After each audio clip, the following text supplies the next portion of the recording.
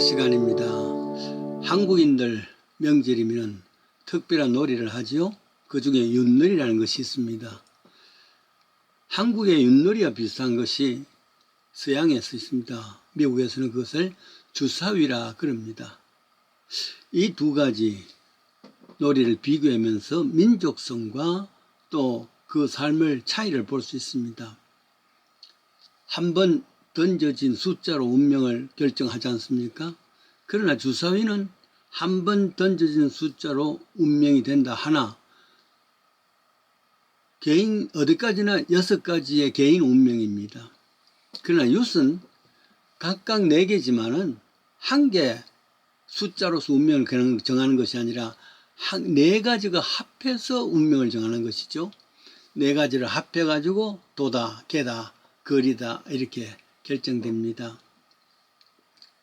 그 의미는 가만히 생각하면 서양 사람들은 운명을 자신, 셀프밖에 없습니다. 그러나 한국 사람들의 운명이라는 것은 나 혼자 이루어지는 것이 아니라 다른 사람과 합해서 운명이 결정된다. 복잡한 운명이죠. 그래서 항상 서양 사람들은 성공도 실패도 I, 나 이렇게 결정이 됩니다. 그러나 한국에서는 성공과 실패, 행복과 불행이라는 것은 개인만이 아니란 말이죠. 조직 합해서 그렇게 불행이 나누어진다 그 말이겠습니다.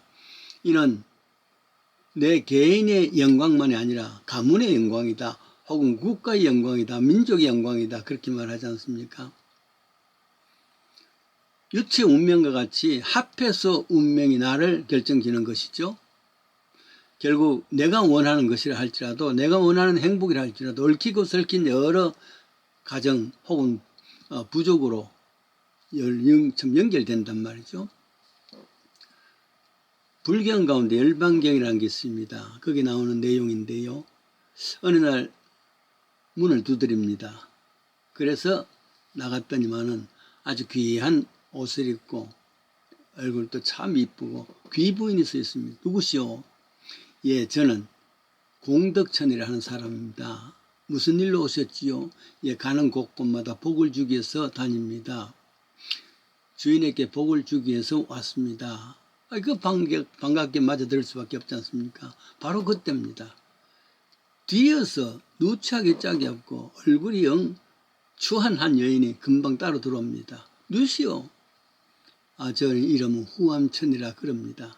그런데 어떻게 오시죠? 네, 저는 먼저 간 언니가 가는 곳곳마다 따라다닙니다.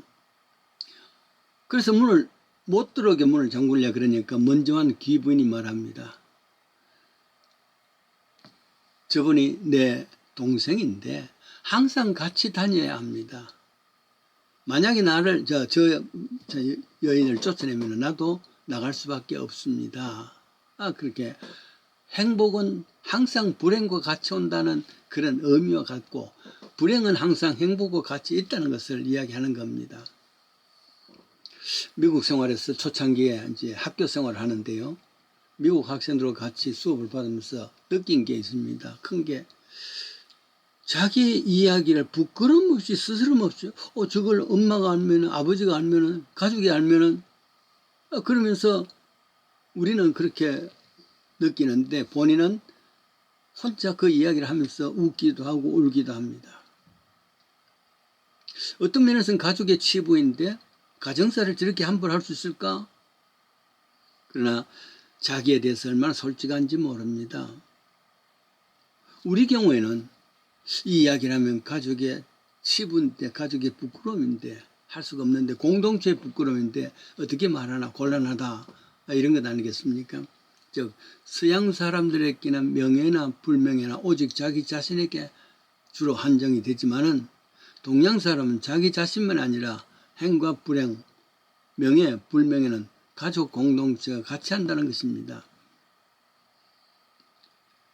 참 함부로 고백하기 어려운 것이 우리 아니겠습니까? 인간관계에서 어렵다는 것을 갈등이라 그럽니다. 이때 갈등은 갈나무 뿌리와 등나무 뿌리를 이야기합니다. 등나무 뿌리도 실은 그 뿌리가 아주 얽히고 설키고 있답니다. 갈나무도 그렇답니다. 그런데 그것이 같이 합쳐졌으니까 얼마나 많은 어려운 일이 있을까. 갈등이라 그러죠. 풀기가 어렵다는 이것입니다. 공동체 문제 해결을 하려니까 불가능하다 그 말이죠. 더 어려워진다 그 말이죠. 사람은 자기의 마음의 불호가 너무 달라지는 것이 사람들입니다. 그러니까 연애할 때는 처녀와 총각이 밤 데이트를 합니다. 밤하늘에 반짝이는 별들을 보다 감동이 되어서 저 하늘의 별 쏟아질 것 같지? 총각도 거기에서 그래 저렇게 아름다운데 지금 올라가 따줄까? 뭐 이런 이야기를 합니다. 그런 하더니가 결혼생활 오래 이후에 어느 날 같이 밤이 나왔는데 와, 저 별들 좀 봐. 감동합니다. 근데 남편은 퉁명스럽게 와, 저 별이 니한테 무슨 시비를 걸드나? 가만히 있는 별들을 왜 불러오니?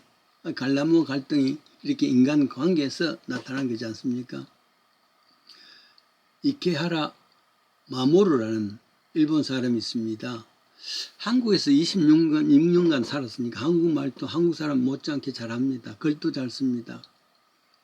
20년 전인데 그분이 맞아 죽을 각오를 하고선 한국인의 비판, 한국인의 비판 이 말이죠.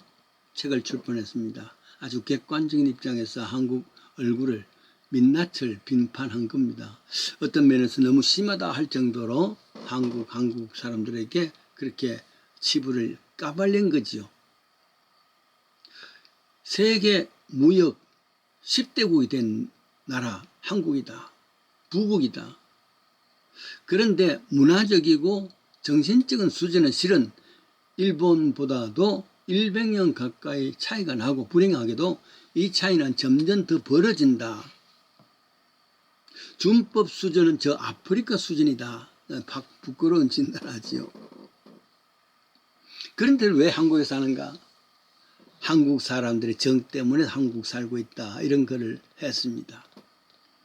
확실히 진실을 이야기한 겁니다. 그러나 듣는 우리로는 참 마음에 객해죠.